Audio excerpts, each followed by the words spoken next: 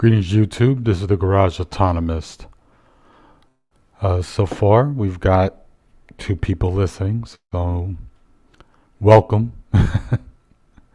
Welcome. All right. Let me get this thing started here. So I wanted to go ahead and do a check-in with everyone as the year-end live stream. As you all know, last time I had done a live stream. The last time I was able to do some videos were back in the summer. And it looks like that I'm going to have some free time off starting tonight, or rather starting tomorrow, rather. And I don't really have to deal with work again until, I know that I'll be dealing with work again probably in late January. And then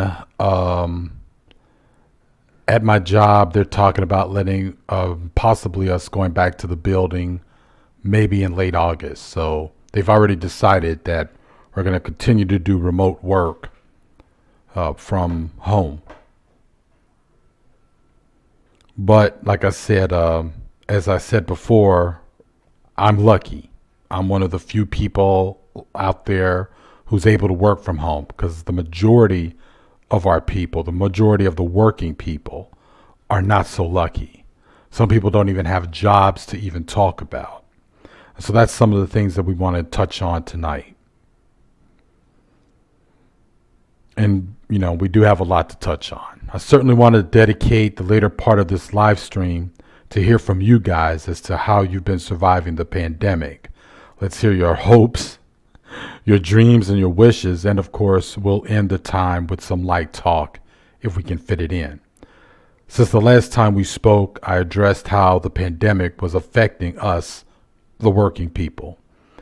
And I told the story of an assistant at my job who lost their mother back in April due to COVID-19, and how the EMTs literally left the person's mother in the apartment for 2 days straight because the morgues here in New York City were overflowing and the dead were stored at Central Park. At the time of that live stream, which was around July the 8th, right? The U.S. total of COVID-19 deaths were 123,834. We are now at 341,000 deaths, with somewhere average 1,000 or maybe 1,800 deaths per day. Since the live stream, as time went on, the Trumplandians here on YouTube expressed their copium and blind ignorance by asking questions like, if the lockdown worked, then why are the deaths continuing? Now, to answer a question like that lies in the numbers, and, you know, we know what they are. But that's only because you people refuse to mask the fuck up. You refuse to wash your hands. And you kept being super spreaders and showing up at super spreader events. And it's all about, therefore it's not about the lockdown failing. Right-wing governors and kept telling you guys that you should just go ahead and live your lives and act like everything was normal. You got people like Ron DeSantis over in Florida, and he was definitely a Trump crony, oversaw the House rating of Rebecca Jones. Now, Rebecca Jones was a Florida data scientist who was fired 6 months ago from the Florida Department of Health because she wanted to accurately track and report the state's coronavirus cases versus the governor's desire to skew the Florida numbers. The state police came to her home with guns drawn because, according to them, she supposedly used data and technology from the Department of Health without authorization. Now, again, I'm going to say that I need to point out she was fired already.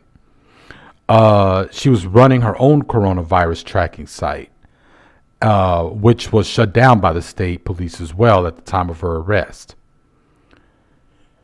I believe this was a punitive move coming from DeSantis because he, like so many other Trumplandian underbosses, I mean Trump-allied governors, knows that their policy of non-policy when it comes to masks have helped jack up the cases and the deaths as well. And so DeSantis knew this, but wanted to cover the fact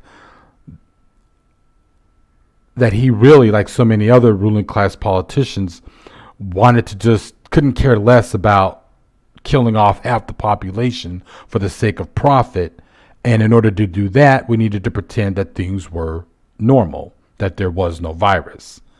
Since the last live stream, the run of electoral politics for the next cash flow manager in chief raged on. And yes, a lot of leftists went ahead and bit their lip against their Marxist training. I was not one of them. And they voted for Biden to get Trump out. I don't judge this so much. I mean, it's useless to do that at this point. But it's not like we didn't know. It wasn't like it was completely unreal, right? That there is a rising tide of fascism in this country. I do believe that.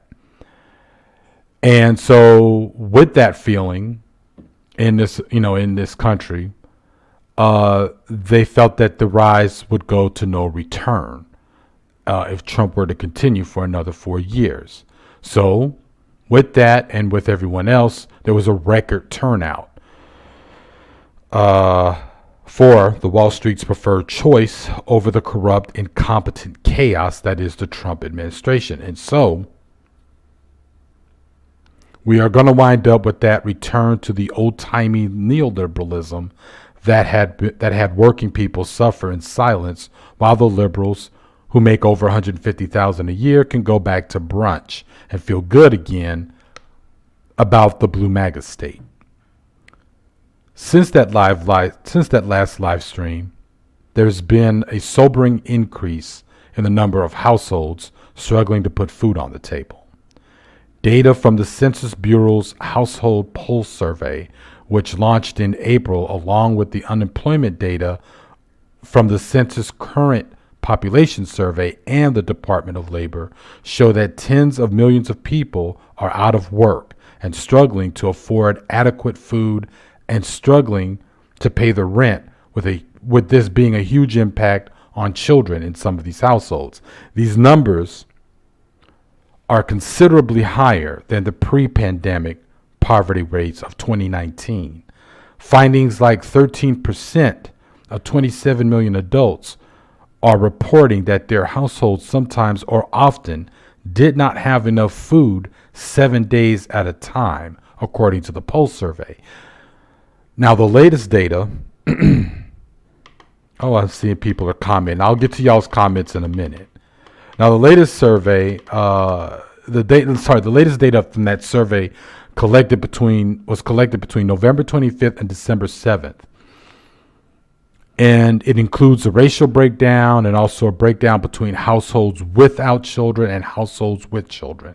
I will have the link to that article that goes over the Pulse survey's findings, and it will be found in the link in the description bar below of this live stream. So anyway, further information from that survey estimates that the 14.3 million adults living in rental housing, 1 in 5 adult renters, were not caught up on the rent, according to the data collected from that time period. That's November 25th and December 7th. With renters of color were more likely to report that their household was not caught up on rent. 29% of black renters, 26% of Latinx renters, and 27% of Asian renters said they were not caught up on rent as well, compared to the 14% of white renters. All the while, Democrats and Republicans and the Senate are fighting over a pitiful $600, although the House did recently pass the $2,000. And I can get to my own opinion as to why some of the more right-leaning members of the Democratic Party were good with agreeing to 2,000. That's only because I think that a lot of them knew that McConnell was going to block it, which is what he did yesterday in the Senate after the 2,000 proposal was passed by the House. The thing is that either way, that bill will still give corporations a bigger tax break, and large amounts of COVID-19 aid will only go to the coffers of the bosses, not the employees for to back up the rent and for paycheck protection. Since the last live stream, while protests for social justice against police brutality, the rise of the fascistic right is seen outright, with militia vigilantes killing protesters. Their leader, Donald Trump, who has rallied these subhumans around the banner of authoritarianism and white identitarian politics, toys with overriding what little remains of democracy in this country by maintaining that he won the fucking election and might not leave the White House. And lastly, since the last live stream, I decided to take that live stream down because I didn't feel right talking about the pain of someone I knew, even though they don't know that I make social content, when things actually did in fact get worse for this person and so many other people. It felt too close and too personal, so that's why I took that live stream down. Anyway, I think we're all caught up. The one thing I have to say is that no matter how bad things are right now and probably will get, there's still the need for us to fight. Others are still calling on a general strike, while Amazon, Instacart, and so many other companies like this have made billions of dollars since the pandemic, while the very lifeblood of these companies, the workers, have put their health on the line just for the privilege of a damn paycheck that in no way covers the cost of living at this time. Meanwhile, managers at Tyson Food, the chicken company, organized a damn death pool to see which workers would get sick first due to the company's unsafe work conditions, offering no protection from COVID for these workers, as the right-wing politicians, in part of this bill that's being passed, try to push for a litigation shield.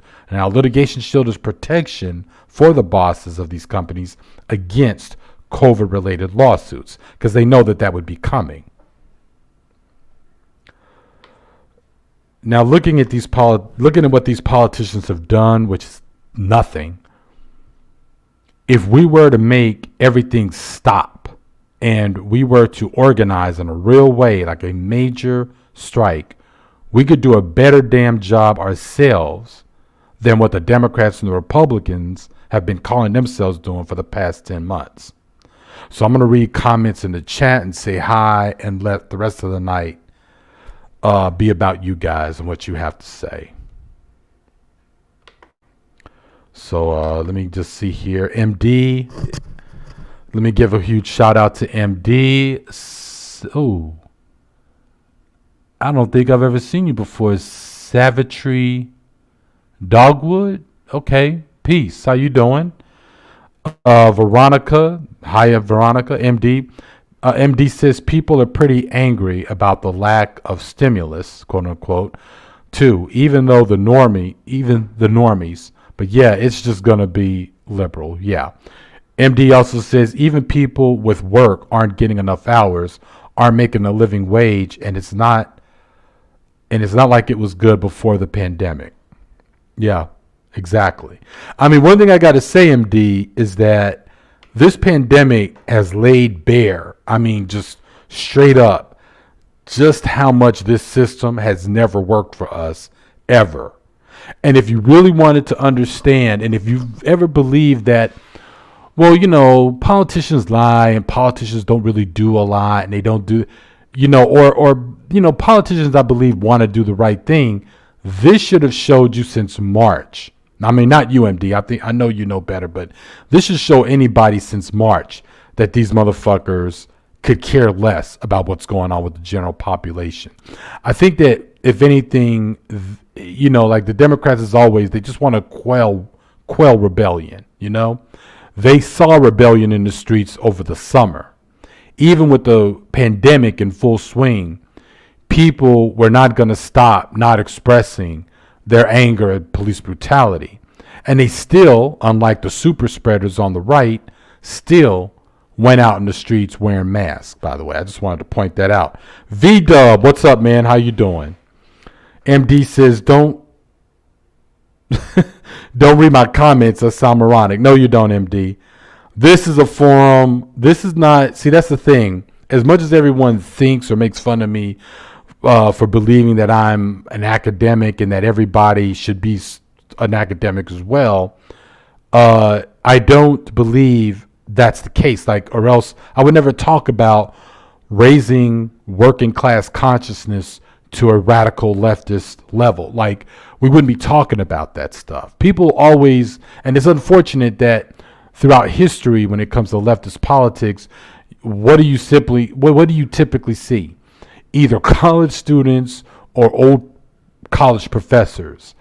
And you never think of them like that. But you got to look and see the third world in all the cases where the third world has fought against colonialism, have successfully kicked out colonialism, have successfully kicked out imperialism, where they have tried to change their societies. And granted, we could talk about the failures in some of those countries as well. But the reality is that it wasn't just college students and it wasn't just college professors. These real changes have happened in a lot of these countries because of regular folks like you, like me, like MD, V-Dub, everybody in this damn chat room. You are all capable of making some change. We may not agree on the methods or how to do it. No one ever will, to be honest with you. But we do know what happens when a mass of people get mad. And if they get mad, they will get organized. They're not always chaotic. You get mad enough, you know that you got to be focused. And one way of being focused is being organized. Oh, man, Jenny Kiss is here. How you doing? Man, I kind of want to tell everybody what's up, but I don't know. I want to tell your business out there since you're not officially on YouTube anymore. Veronica says, I'm a college professor. Yeah, well, I mean, and there's nothing wrong with that either, of course. Bonnie Jr. says, democracy doesn't work. Well, Bonnie, I agree with you somewhat. I think the kind of democracy that we have doesn't work. I think the kind of democracy that we see in a lot of industrial Western countries don't work because they've been corrupted. But democracy in and of itself can work. It depends on how we go about it. I was on a live stream last night on a Miss Elite's live stream, which was a good look. It was a good time. I love going on other people's live streams just to blow off steam. It's more of a informal discussion where I could just talk to regular folks in a way that I don't have to be 100% politically correct and I could just say whatever. And Miss Elite has that perfect balance between people just trash talking and at the same time are talking about serious issues or real issues, right? But just in a more candid and roughneck kind of way. And that's why I like being on her platform. But I was on there last night and I remember how we were talking about, I brought up the horizontal democracy method that was used at the Occupy Wall Street movement, and the thing is that when people like myself are accused of being utopian people, right, or being utopianists or what have you, that's a lie, because there's nothing utopian about horizontal democracy. That's democracy that goes across. It's not the parliamentary procedure. It's not the top-down decision making, which is what our society is based on, right? when you have, because that level of democracy, that form of people's democracy, which the Zapatistas, developed, in real time, in real life, is ugly because it goes on. It feels like it's going to go on forever for people to get consensus, because the decision is based on group consensus. So everybody's expressing what they want to do, what they don't want to do, and then people come to arguing and debating back and forth until a consensus is made. Now, the consensus does not necessarily get made based on the two main arguments. There might be a third argument or a third way or a fourth way argument. You know what I'm saying? And then somewhere those ideas get voted on to one single thing or a compromise of some kind. Back to the chat. Jenny Kiss said that's okay. So I just wanted to just tell everybody, I just wanted to congratulate Jenny Kiss. He's got a second child coming. And, like I said, I just, because she's not really on YouTube anymore, I didn't want to tell her business like that unless she felt, unless she wanted me to do that. MD says that Veronica, I was once a college student, but then I graduated and started washing dishes. Yeah, that's unfortunately the reality for a lot of people who are college graduates, MD. I think that, in the end of the day, man, colleges are like, that's the problem about colleges. That's the problem about higher learning. The institution has been also corrupted by the business model, right? They've been corporatized. So the idea in the end of the day is that they make their money. So they really don't talk to students about what do you want to do? Where do you want to go? How do we go about it? Like, yeah, you got like these, what you call career planners, and you've got the advisors at a college, right? But the advisors will only tell you things like what you need to take, when you need to take it. They don't really talk to you about the pitfalls that students fall in. So if you didn't do very well in high school because, you went to underfunded school, teachers are stressed out, nobody gives a fuck if you learn anything or not, then you do, are able to pass high school, but then you go to college.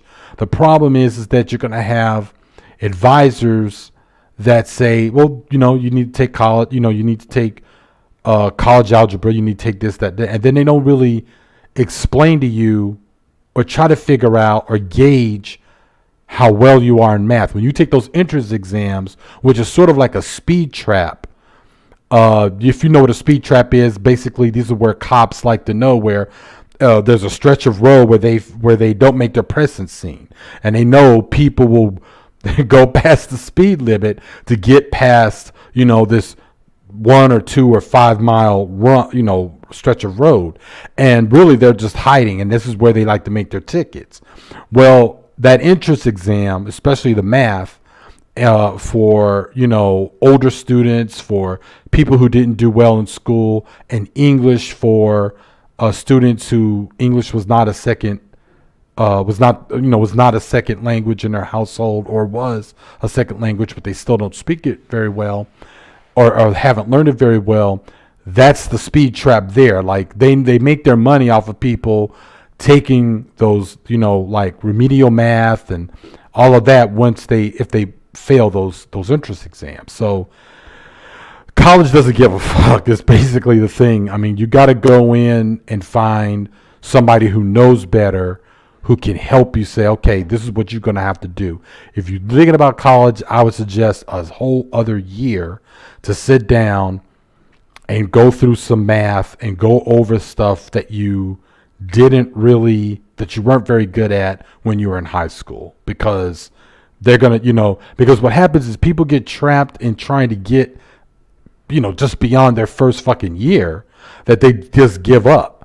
Then you've got the people who do graduate, but they really weren't clear about not sure about what they wanted to do when they got out. So hence barista time, and also you just wind up having to work because school is expensive. Again, the business model, the the corporatization of college. So therefore, it's ridiculously expensive when it shouldn't be. It, in my opinion, all college, all higher education should most certainly be paid for by us, the taxpayers, therefore free for the students. But anyway, let me just go back to the chat.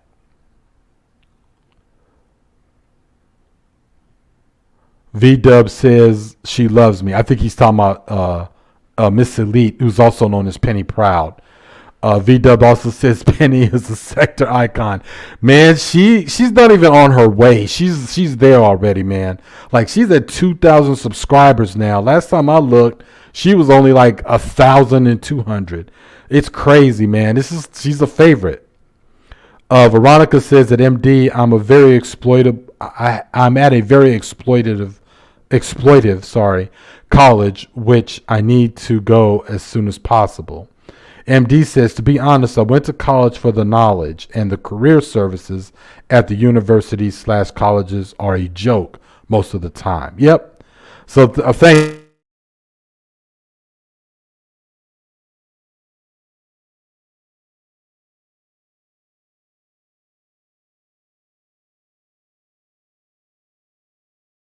thanks, guys, for basically backing up all this. I just thought you tips, which you can also Google. MD also says that you can get a couple of references from professors, though, if you have any good ones. I think that's a key thing right there. Because, see, there's a lot of professors who are principled, and they know that they know what their campus is like. They know what's going on. They know that their campuses are corrupt. They know that their campuses are basically running on a business model, not an educational model like it should have been.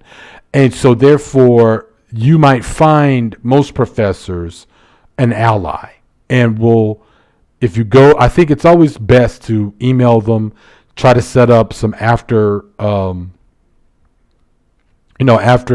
they call office hours. Set up some office hours and sit down and just tell them, look, man, this is what I'm trying to do. Just like, some of them will hear you. Some won't. Some, can be hard asses, not because it's a corporate model, but because they're just hard asses. There's just some that are like, look, I know there's students out there that are dealing with way worse shit than you are, and they're getting assignments in, and they're going to get jobs and blah, blah, blah. So you just got to figure out who you can talk to get advice and to get some guidance. They're going to offer you far more guidance and better guidance than the fucking advisors. Most advisors are nice people, but they're hacks. And usually most of them are barely out of college themselves. Like, they just lucked up and got a job, part-time job on the campus. Jenny Kiss says, did you hear about the whole force the vote thing and how Kwame West went on Jimmy Dore? I didn't know that Kwame West went on Jimmy Dore. I haven't listened to Jimmy Dore since... Shit, I can't really remember last time I like a lot of the things that he says. His criticisms, his critique of the Democratic Party and Democratic Party politicians is dead on. I'm very familiar with his line on the Democratic Party because it goes very well with the Marxist-Leninist line of the Democratic Party. And so yeah, Jimmy Dore is good. I usually avoid Jimmy Dore when it comes to his picking fights with other content creators like TYT, like the Young Turks. Like, why? We get it. You see the Young Turks as more liberal. You see yourself as more leftist. But no, I mean, like, do I agree with Jimmy Dore getting on AOC's case? Well, he's not really getting on his case. He's actually trying to force her to not make the mistake that we've seen a lot of progressive politicians of the Democratic Party make, which is they go in, they might make a little bit of noise when they first go in, and then they sort of give up and lie down and become part of the machinery. Now, I do believe that AOC would rather quit the political life altogether before laying down in the machinery, but you never know. So, I mean, like I said, I don't have anything against Jimmy Dore. I just haven't listened to him in a while. But I will check that out. Jenny says, and hashtag force the vote. I believe it or not, guys, I haven't been on Twitter. I think I was on Twitter and more active on Twitter than I was on YouTube in the last 2 years. But as Jenny might know already, and some of you who might follow me on Twitter, I haven't been on Twitter since January. I mean, not a lot. I've been on there maybe here and there to see what's been going on. But like I said, my job schedule and things have been just going fucking nuts. And it is what it is. Oh, she meant to say Cornel West. Okay, so Cornel West was on Jimmy Dore. That's another thing. Anybody can help me out here. Is it Jimmy Dore or is it Jimmy Dore? Because I know he's Italian, so I'm thinking I assumed his last name was pronounced Dore, but everyone pronounces it as Dore. Big J, what's up, Big J, man? It's good to see you. Elm City. Yeah, Elm, I saw you last night in Miss Elite's chat, and you said we should do another live stream, and I definitely do want to do another live stream with you, most certainly. And like I said, I'm looking at a lot of free time starting tomorrow and throughout the rest of the month of January, probably late January. The free time that I will be having is exactly what you're hearing right now. The 10:30 to 11:30 slot. That would also be, I think, the 7:30 to 8:30 slot Pacific and 9:30 to 10:30 slot Central. And I'm probably going to do this once a week, maybe twice a week. But I would definitely like to go back to making more videos. I'm starting to become more inspired. That was another reason why I haven't really been doing a lot of content. It was just lack of inspiration. Not because there's things that I've run out of to talk about. There's plenty of things to talk about. But I see what other people are doing here on YouTube. And, I just felt like I didn't feel pressured, to have to do content. But Big J says, Jenny Kiss, how are you?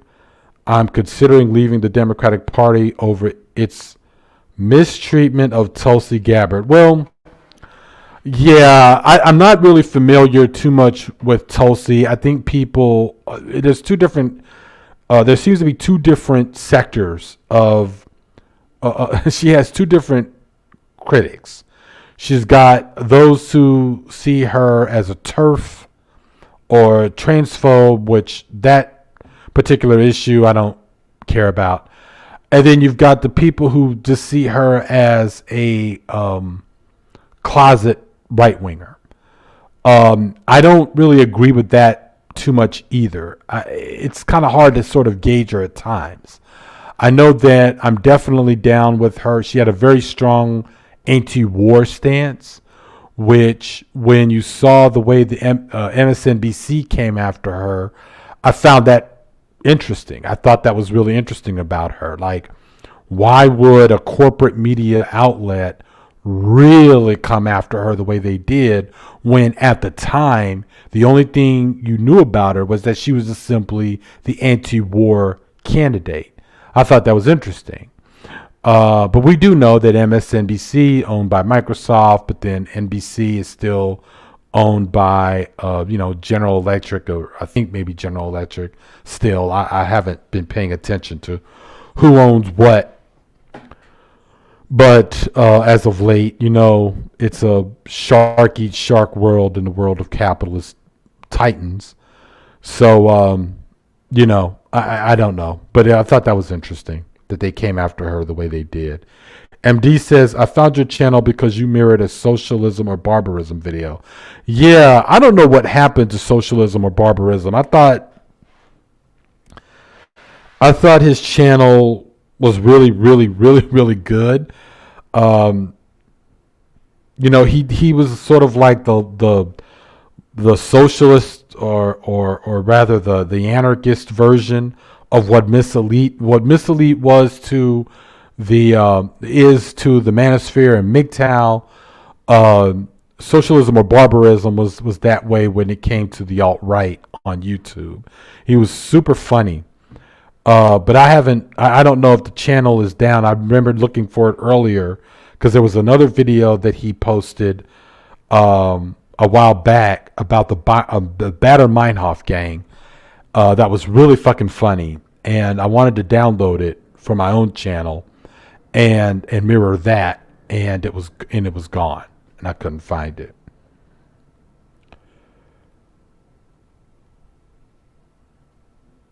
MD says, okay, Elm City says boobs. Okay. MD says, crap, someone tricked me into disliking Tulsi. Glad to hear she was anti-war. Yeah, I mean, she's anti-war. I mean, you know, if there's anything to say, I mean, not necessarily about her. I think most people grimace at her because of also her voting history, which is something you want to pay attention to no matter what.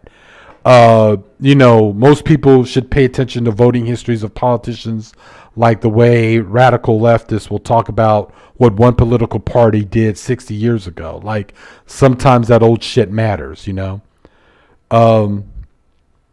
MD says socialism or barbarism left because he didn't like social media anymore, and it felt unproductive. Well, see, that was another, yeah, and there you go. I mean, that's, let me put it to you this way to really explain to you guys why there was a considerable slowdown of my own content creating and everything else. One, I was very encouraged and heartened to see people like Afro Syndicalist, you know, these younger black left communist channels were coming up. Suck My Opinion, I think, is fucking awesome. You should check out his channel. And that was one thing. I felt like they had a lot of energy. They were coming at it with enthusiasm, like I was doing originally on this channel. And the other thing was that things in real life were happening that, you know, I don't know how else to put it. My people needed me. My family needed me. And it would have been a situation where I could have worked out some things. But like I said, there was also something going on at work where an opportunity had come up. And I'm not going to apologize for, you know, like Vito Corleone says, I'm not going to apologize for the way I took care of my family. But I went on ahead and took that opportunity, and it opened up, you know, or rather closed down time for me to do extra stuff because there was some schooling involved that I needed to do.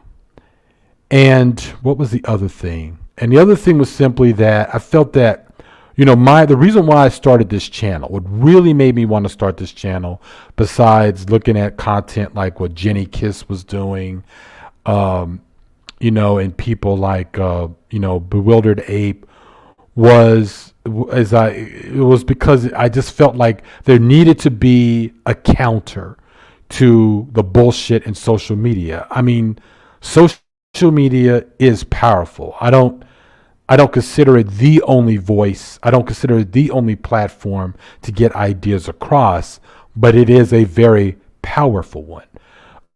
Nobody reads newspapers anymore.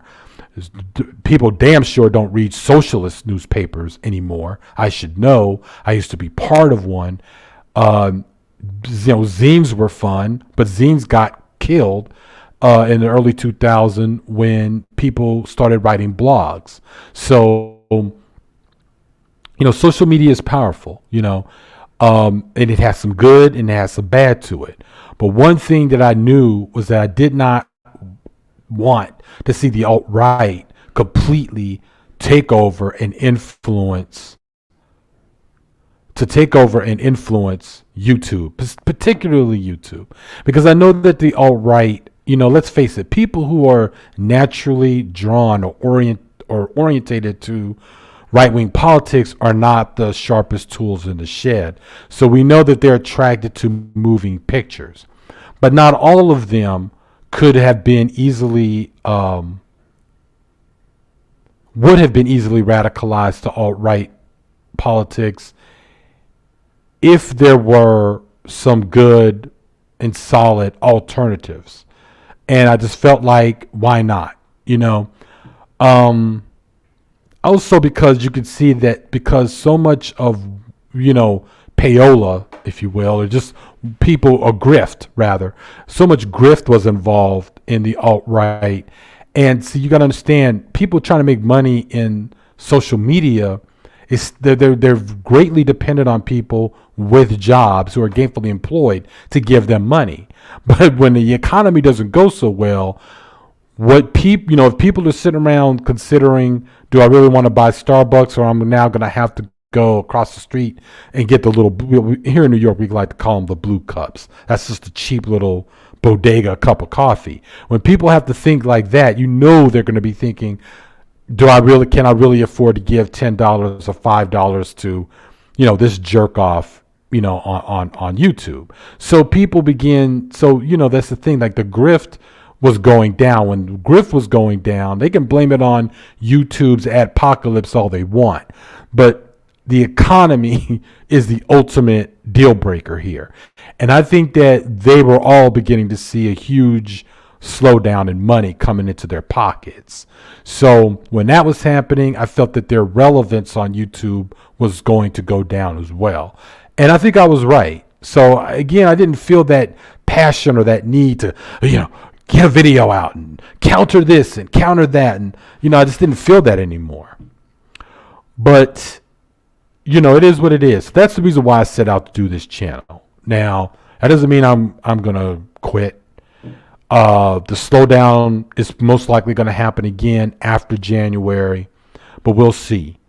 I'm hoping to make videos at least once a week, and I'm definitely hoping to do a live stream once a week, and I'm definitely hoping to, be a guest on other people's stuff like Miss Elite stuff or Pure Butterfly Spirits channel once a week. So why not?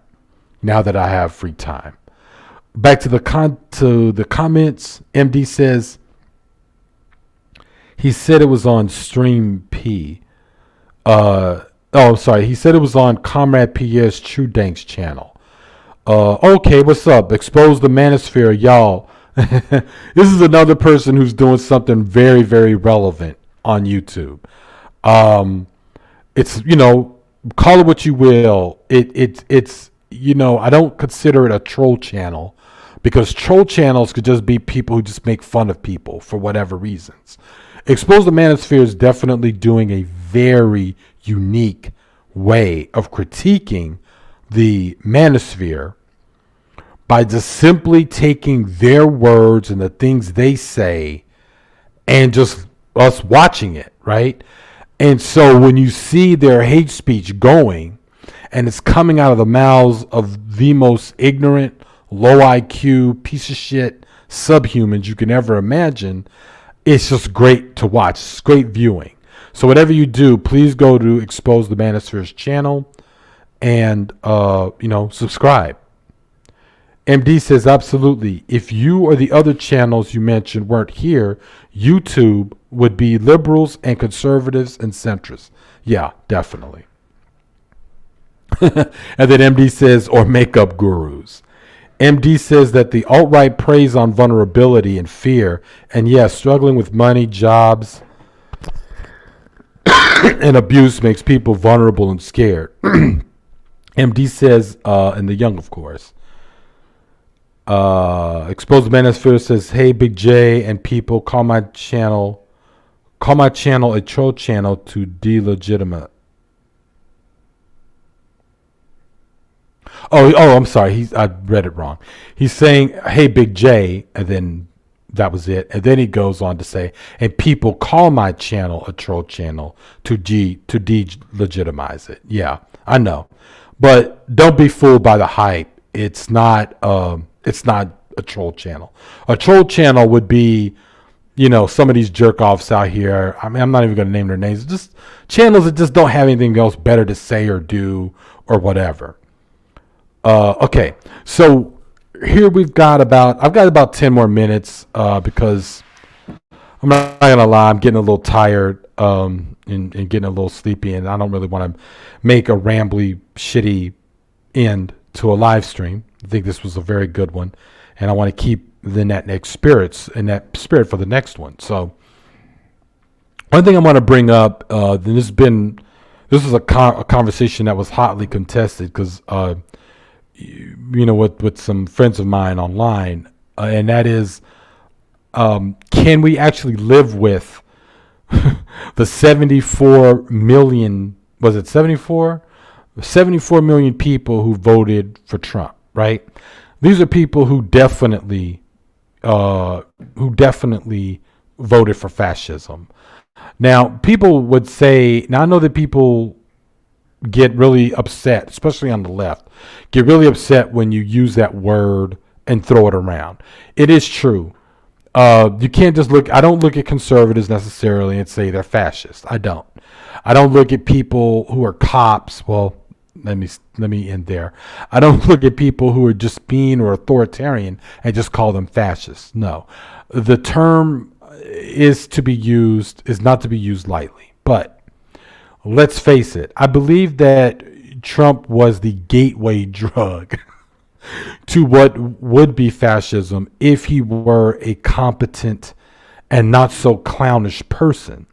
Because all you need are numbers to bring you to anywhere you want. That's all you need.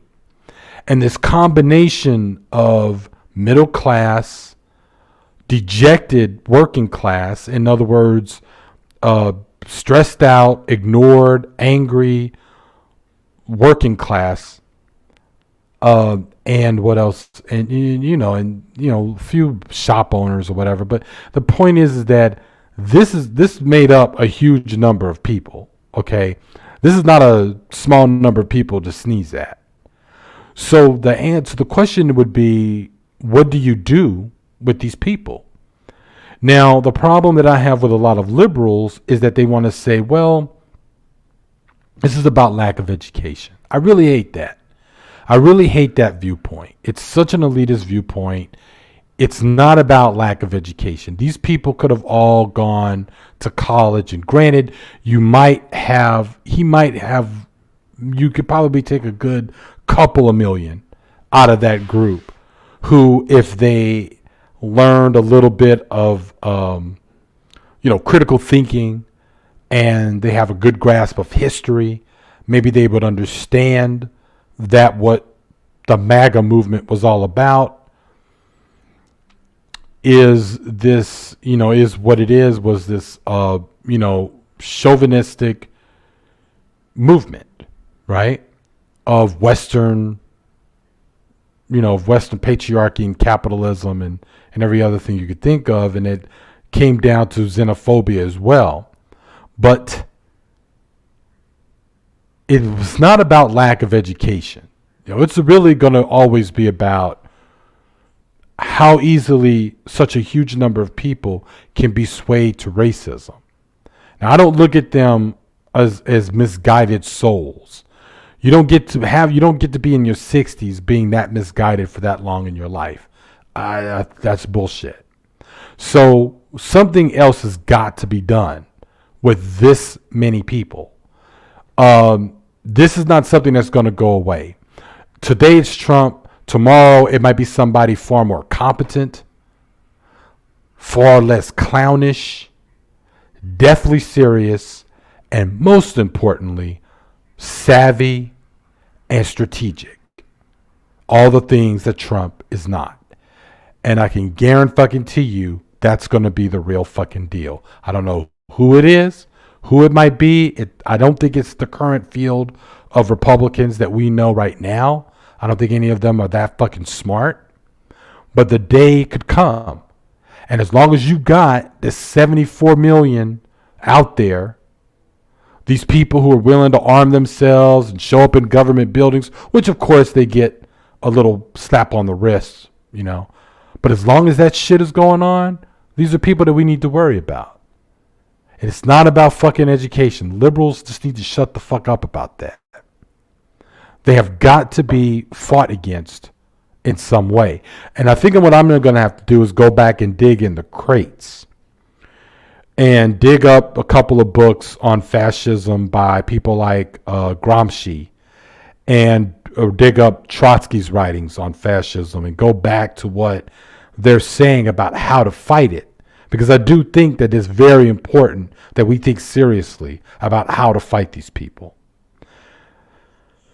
Anyway, back to the comments. MD says to expose the manosphere, I've had plenty of red pill / Trump boyfriends in the past. Your channel looks cathartic. I like it. MD also says, and yeah, I know a few friends who would love it. Big J says, I disagree. I believe education or lack thereof is part of it. Well, yeah, I mean, I did say, Big J, that it probably, if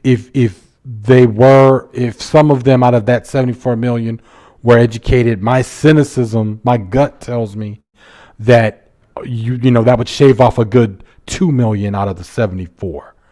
But I could be wrong. I'll give your point of view there the benefit of the doubt. You could be right, but my gut tells me something different. Big J Triple X manages a Tim Cotton. The name sounds familiar, but I may not have looked up Tim Cotton. So I'll look up Tim Cotton. If I think you're trying to say he's that savvy person, right? Who could take over the Trump the Trump vehicle? Probably. I'll look up Tim Cotton. I'll just have to do that. Okay, everyone. It is 11:26. I'm gonna go ahead and end this soon, but I just want to thank you all for listening, and I really got to thank. When I dropped off from production on this channel, roughly that was somewhere like around January of last year. I think I was somewhere, and I don't pay attention to things like how many subs I get. I never cared about that. I never cared about view numbers. I never cared about any of that shit, and you all know it. Like to me, YouTube was just always just a platform to get ideas out. It's no different from a printing press. You go, if you have the ability and the time to go to a printing press and put out your own newspaper and stand out on a fucking street corner and put it out there and put your views out there and stuff. That's exactly the way I saw YouTube. I didn't see it as a business. I didn't see it as a career, and never will. So I never got crazy about numbers, but it doesn't mean I'm not appreciative of that. I'm appreciative of all the people who came in today and spoke and hung out. V-Dub, Big J, MD, Expose the Manosphere, Elm City, Jenny, and who else? Let me just make sure I'm not missing anybody. See, I said, Savitri, Hogwood, and Veronica. I hope to see you two again. I don't think, unless you guys are using different names, I don't think I've seen you here before. But please, welcome, and I hope you come back when you see me go live. I know one thing, when I make the announcement that I'm going to go live, it makes a huge difference. So I want to thank you all. And just to make sure that, and like I was saying, I never cared about numbers like that, but in January when I stopped, I know I was somewhere like, I think I had something like 1,500 subscribers. And in all the time that I wasn't making videos, I knew that my channel wasn't going up the precious algorithm. I somehow had gained 200 or something like 250 or so new subscribers over last winter and then throughout the summer. So I appreciate all those who were the new subscribers. You could have not subscribed. You could have been like, oh, he's one of these people that, I always kind of thought it was weird that if a channel didn't post a lot, you didn't want to subscribe. I post to a lot of channels that I think the content is what's important, not the content is what's important, not how often they are they're posting. So I really appreciate that, and you all will see from here. You all will definitely see me again next week, and I'm gonna pick a day where it could be. I think Wednesday is the best night. MD says, thanks for the stream. I hope you have a good night. New Year's is a federal holiday, so hope you will get a day off. Yeah, I definitely have tomorrow. I have tomorrow off. I have New Year's Day off. I've got, well, obviously I got the weekend off, but I've got all of next week off as well. So, yeah, I'm off for a good chunk of time. All right, everybody, thank you so much. And I'm going to go ahead and end tonight's live stream. Peace. This is the Garage Autonomist.